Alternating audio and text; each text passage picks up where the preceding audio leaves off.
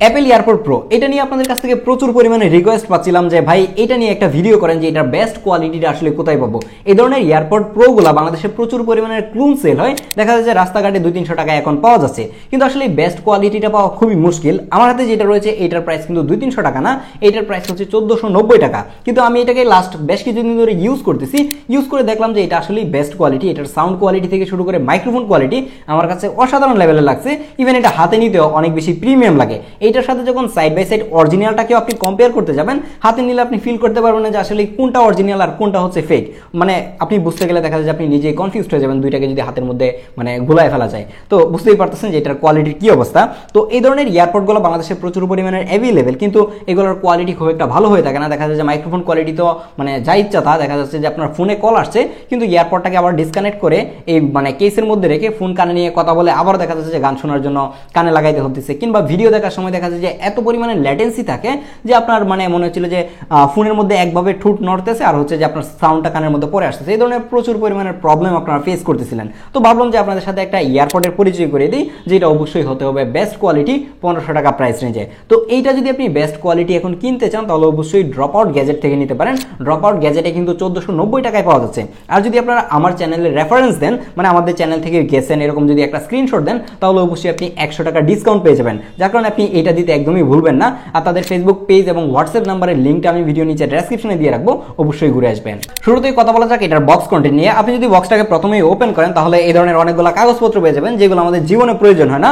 তারপরে আপনি হচ্ছে এয়ারপোর্টের কেসটা পেয়ে যাবেন। এটাকে সাইডে রেখে আমরা একটু নিচের দিকে যাই। নিচের দিকে আসলে আমরা একটা স্ট্র্যাপ দেখতে পাচ্ছি। এই স্ট্র্যাপটা আসলে কারা ইউজ করে আমি জানি না, আমি এটলিস্ট এগুলো ইউজ করি না। তারপরে আপনি পেয়ে যাবেন type C to type C একটা চার্জিং কেবল, এবং এর নিচের দিকে কিছু এক্সট্রা ইয়ার টিপস দেওয়া হয়েছে, আপনার কানের সাইজ অনুযায়ী চাইলে ইউজ করতে পারবেন। তো এরকম কম দামি যে টিডাব্লিউএস গুলো রয়েছে সেগুলোর বক্সের মধ্যে অ্যাক্সেসরিজ বেশি পেতে তো সবারই ভালো লাগে।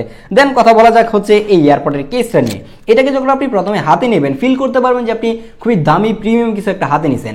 এগুলা যেটা রাস্তাঘাটে পাওয়া যায় মানে 300-400 কিংবা 500 টাকায়, সেগুলো হাতে নিতে এতটা প্রিমিয়াম ফিল হয় না, হাতে নিতে অনেক চিপ ফিল হয়। বাট এটার প্লাস্টিক কোয়ালিটিটা খুবই প্রিমিয়াম, কিন্তু এটা অনেক বেশি গ্লসি হওয়ার ফলে যতই প্রিমিয়াম হোক এটার মধ্যে স্ক্র্যাচ পড়ে যাবে স্বাভাবিক।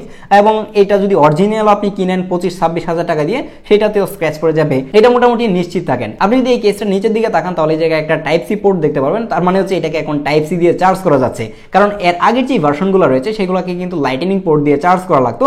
দেখা গেছে যে একটা এয়ারপোর্ট চালানোর জন্য আপনার আইফোন না থাকলেও একটা লাইটেনিং কেবল নিয়ে ঘোরা লাগতো। এখন এটাকে টাইপ সি দিয়ে চার্জ করতে পারবেন, যেটা খুবই ভালো ব্যাপার। এবং এর নিচের দিকে কিছু স্পিকার রয়েছে, মাইক্রোফোন রয়েছে। এগুলো দেখা যায় যে এই ধরনের ক্লোন যে টিডাব্লিউএস গুলো রয়েছে সেগুলোতে খুব ভালোভাবে কাজ করে না। এবং এর ব্যাক সাইডে তাকালে একটা পেয়ারিং বাটন পাবেন, যেটা দিয়ে আপনি আপনার ফোনের সাথে কানেক্ট করতে পারবেন। এই কেসটার হিন্সটা যখন ওপেন করবেন তখন আপনি ফিল করতে পারবেন যে এটার ম্যাগনেটটা খুবই স্ট্রং। এটাকে যখন আপনি লাগিয়ে ঝাঁকি দিবেন দেখেন যে এটা কিন্তু কোনো অবস্থাতেই খুলে পড়ে যায় না। তো দেখা যায় যে এগুলোর কোয়ালিটি যেটা খারাপ সেটা কিন্তু এভাবে উল্টাভাবে ঝাঁকি দিলে মানে খুলে পড়ে যায়, দেখা যায় যে আপনার ভিতর থেকে বার্ডস গুলো হারায় যায়। এটাকে যদি আপনি মানে এর ঢাকনাটা ওপেন করে যদি আপনি এভাবে উল্টা করে ঝাঁকি দেন দেখেন যে এর বার্ডস গুলো কিন্তু এটার ভিতর থেকে পড়তেছে না। এই যে আমি ঝাঁকি দিচ্ছি, তো এটার ভিতরে যেই ম্যাগনেটটা ইউজ করা হয়েছে সেই ম্যাগনেটটাও খুবই স্ট্রং, এবং এর যেই ঢাকনাটা রয়েছে এটার হিন্সটাও কিন্তু খুবই স্ট্রং, মানে ভেঙে যাওয়ার চান্স নাই। বাট এটার উপর যদি আপনি বসে যান তাহলে তো ভেঙে যাবে স্বাভাবিক। আর এরপর যদি আমি এই বার্ডসটা নিয়ে কথা বলি, বার্ডসটা খুবই কমফোর্টেবল ছিল। আমি লং টাইম কানে রেখে ইউজ করে দেখেছি যে কোনো অবস্থাতে প্যারা হচ্ছিল না। আপনার কানে যদি সাউন্ড কোয়ালিটি ঠিকঠাক না লাগে তাহলে আপনি এর যে ইয়ার টিপসগুলো রয়েছে এটাকে একটু চেঞ্জ করে দেখতে পারেন। আপনার কানের সাইজ অনুযায়ী লাগাইলে কিন্তু আপনি ঠিকঠাকভাবেই মানে ফিল করতে পারবেন না এটা আসলে কমফোর্টেবল। অরিজিনাল এয়ারপোর্টের মতোই কিন্তু এটার মধ্যে একটা টাচ সেন্সর রয়েছে, যে সেন্সর দিয়ে কিন্তু আপনি মানে ভলিউম কন্ট্রোল করতে পারবেন এবং এএনসি অন অফ করতে পারবেন। আর এটার এএনসির কথা যদি বলি, এটার এএনসিটা সুপার লেভেলের ছিল। এই বাজারে আমার কাছে বেস্ট মনে হয়েছে। এটাকে আমি আউটডোরে অনেক বেশি নয়েজি এনভায়রনমেন্টে ইউজ করে দেখেছি, এএনসিটা খুব ভালোভাবে কাজ করে। আপনার কাছে যদি কোনো কারণে মনে হয় যে এএনসিটা ঠিকঠাকভাবে কাজ করতেছে না, তাহলে অবশ্যই এর বক্সে থাকা যে এক্সট্রা এয়ার টিপস গুলো রয়েছে সেগুলোকে একটু চেঞ্জ করে দেখবেন যে আপনার কানের সাথে কোনটা ভালোভাবে ফিট হয়। তাহলে আপনি এএনসির একটু ডিফারেন্সটা বুঝতে পারবেন এবং আপনার কাছে যেটা বেস্ট মনে হয় সেটাই আপনি ইউজ করা ট্রাই করবেন। এখন যদি এটা সাউন্ড কোয়ালিটি নিয়ে কথা বলি, আমার কাছে 1500 টাকা প্রাইস অনুযায়ী বেস্ট মনে হয়েছে, কারণ এটার সাউন্ডের মধ্যে খুবই ভালো বেস ছিল। এই ধরনের টিডাব্লিউএস গুলো যারা কিনে তারা একটু বেজি সাউন্ড পছন্দ করে। ম্যাক্সিমাম মানুষজনই আমাদের দেশে দেখলাম যে একটু বেজি সাউন্ড পছন্দ করে, এবং এইটার মধ্যেও প্রচুর পরিমাণে বেস ছিল এবং সাউন্ডের যে ক্লিয়ারিটি সেটাও খুবই ভালো ছিল। এবং দেখলাম যে মিউজিক সেপারেশনও খুব ভালোভাবে করতে পারে, একটা মিউজিকের সাথে আরেকটা মিউজিক গুলায় ফেলে না। তারপর দেখলাম যে একদমই লো ফ্রিকোয়েন্সি যে সাউন্ডগুলো রয়েছে সেগুলো খুব ক্লিয়ারলি বোঝা যাচ্ছিল। তো সাউন্ড কোয়ালিটি নিয়ে আমি কোনো অবস্থাতেই কমপ্লেন করবো না, আমার কাছে 1500 টাকা প্রাইস রেঞ্জের মধ্যে বেস্ট সাউন্ড মনে হয়েছে। তারপর যদি এটার কানেক্টিভিটি নিয়ে কথা বলি, এটা ব্লুটুথ 5.1 এর মাধ্যমে আপনার যে কোনো ডিভাইসের সাথে কানেক্ট হবে এবং কানেক্টিভিটি খুবই স্ট্রং ছিল।